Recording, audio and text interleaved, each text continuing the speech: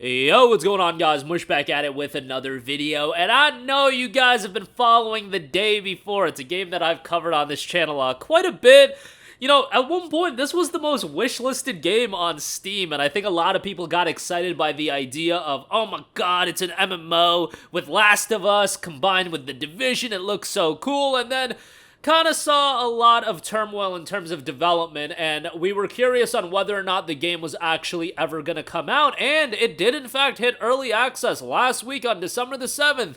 Unfortunately, 4 days later, the developer of The Day Before and Fntastic has shut down servers to remain online for the time being. Okay, so they've released an official statement about the game. Let's go over it. Today we announce the closure of Fntastic Studio. Unfortunately, The Day Before has failed financially, and we lack the funds to continue. All income received is being used to pay off debts to our partners. We invested all of our efforts, resources, and man-hours into the development of The Day Before, which was our first huge game. We really wanted to release new patches to reveal the full potential of the game, but unfortunately, we don't have the funding to continue the work. It's important to note that we didn't take any money from the public during the development of The Day Before. There were no pre-orders or crowdfunding campaigns. We worked tirelessly for 5 years, pouring our blood, sweat, and tears into the game. At the moment, the future of The Day Before and Prop Night is unknown, but the servers will remain operational. We apologize if we didn't meet your expectations. We did everything within our power, but unfortunately, we miscalculated our capabilities. Creating games is an incredibly challenging endeavor. We're grateful to everyone who supported us during these difficult years. It's been a fantastic journey over the past 8. 2015, they opened the studio. 2017, release of The Wild 8. 2018, release of Dead Dozen, and also release of Radiant 1. 2021, Prop Night, and 2023, they released The Day Before. Now, The Day Before is in early access, and this is a total train wreck. First of all, you gotta offer complete refunds to anybody that bought the game, and, even if, even if they played over 2 hours of it, because this game is not going to continue to get updates. It's an early access release. They took $40 from people, and I know that a ton of people did refund the game, but I'm sure that some people just decided, hey, if it's in early access and it'll continue to get better and better, and they decided to keep it in their library. But if they played over 2 hours of it and they can't get a refund, well, that's a huge problem. You gotta offer refunds to everyone, even if the servers are gonna stay live. Why do you buy into an early access game? It's because the game is promised to get consistent updates. It's going to get better and better. That's the idea of an early access game, and they noted the game is in early access because this is our first huge game at Fntastic, and there may be unforeseen circumstances. Yeah, the unforeseen circumstances was that it was a financial blunder, and that created a situation where the studio has to shut down now. Early access also allows us to refine and improve the game in collaboration with the community. Again, that's the whole gimmick and idea of early access. So developers have a direct line of communication with the players, ultimately to help make the game better and better. They also have a note added. This early access game is not complete and may or may not change further. If you are not excited to play this game in its current state, then you should wait to see if the game progresses further in development. I don't know if that's been here since December 7th when the game dropped in early access, but I feel like it hasn't been. They were hoping to be in early access for around 6 to 8 months, but they noted that can change. Well, now, the game's not going to continue. The full version will be released when we are confident that it represents the best version of the game possible. How is the full version supposed to differ? They were supposed to implement bug fixes and everything like that. This is just a crazy, crazy story because there are so many layers to this story. First of all, you go back to the beginning when a lot of people were talking about the skepticism that they had attached to this game, and rightfully so. It seemed to be one of those, games that you would see footage of, and then you would actually question, is this a real game? Is it eventually going to come out? Is it just smoke and mirrors? And it turned out that was the case. Like, when people got their hands on the early access to The Day Before, it turned out like it was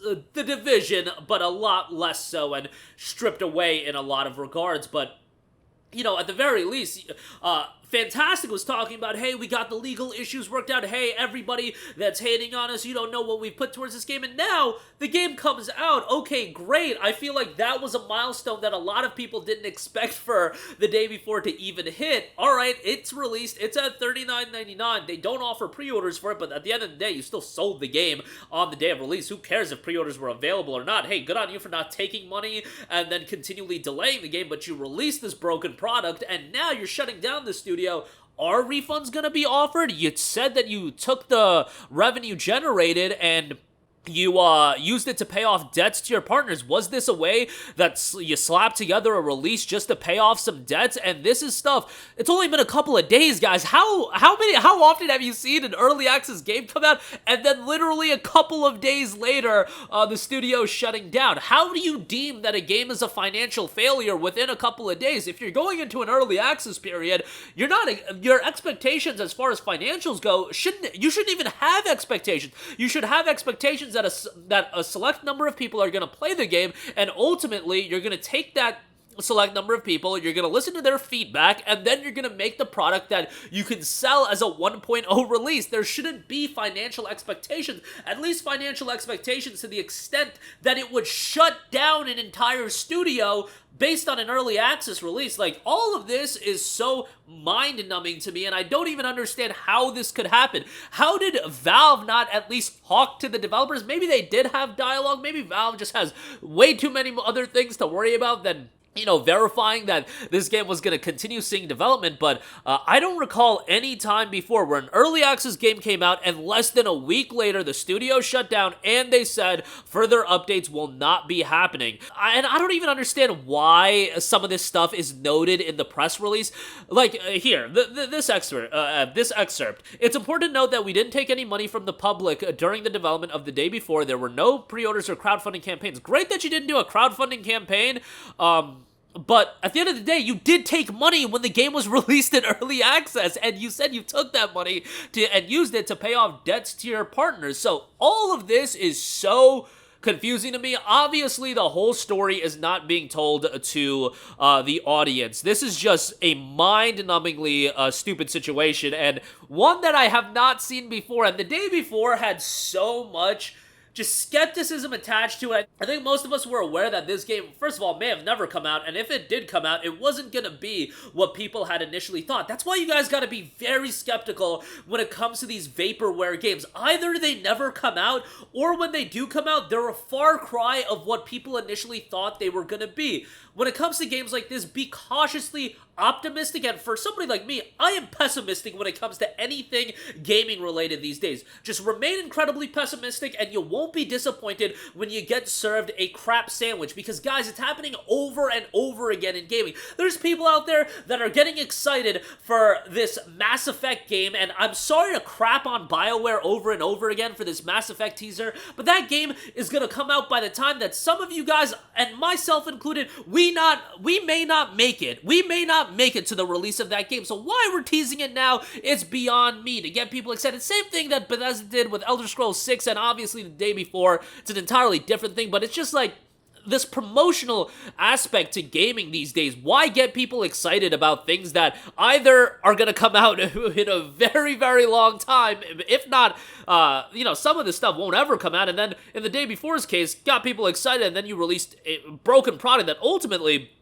got the studio bankrupt as well, and by God, hopefully they are gonna be offering refunds, because if they don't, that is crazy, absolutely crazy to think about, but we'll see how that story shakes out. That's gonna do it for me. Let me know your thoughts in the comment section down below. I actually had a couple friends just buy the game out of morbid curiosity, and literally every single one of them told me that it was trash. I was honestly this close, just a fraction of a second away from buying it, and then like Steam had updated with the user reviews going live, and it was just a complete crap show. So I was like, all right, I'll save my $40. But yeah, wild story there. But that'll do it for me. Let me know all of your thoughts in the comments section down below. As always, guys, thanks for watching, and I will catch you guys in the next one. Peace out. Hey, what's going on, guys? Mush here again. Hope you enjoyed the video. As you guys might know, YouTube's notification system is sometimes a little bit wonky, even if you're subscribed to the channel. Maybe you're not abundantly aware that I uploaded a video. To remedy that situation, make sure you hit the bell notification button. This way, whenever I upload a new video, and I try to upload as consistently as possible, you will be notified directly of the upload, and you can watch it as soon as it goes live. I would really appreciate if you guys hit that button so you can stay up to date with all of the content I'm posting. But as always, guys, thanks for watching, and I'll catch you guys in the next one. Peace out.